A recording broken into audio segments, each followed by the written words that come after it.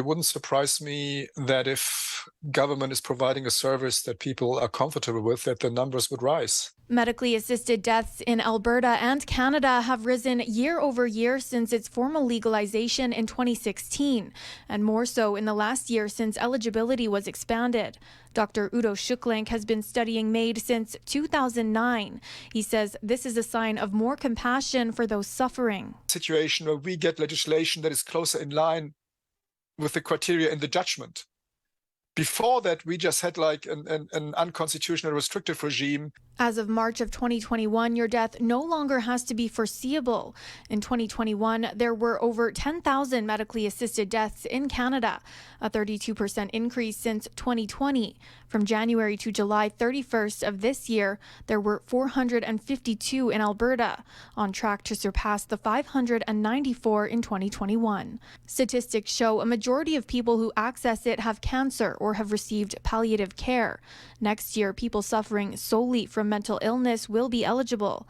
This Calgary physician who performs medically assisted deaths brings up a concern around this expansion as people struggle to find mental health support. While I strongly believe that medical assisted death is something that should be an option for people, it shouldn't be the best option because our universal care just simply doesn't cover the things that they need. Schucklink says there are issues with the argument the policies are made on a federal level and provinces provide health care. And he says for some, it's just not available. The suffering will continue. It's not that the services suddenly miraculously will all appear and say, hey, look at this, here's paradise from today onward.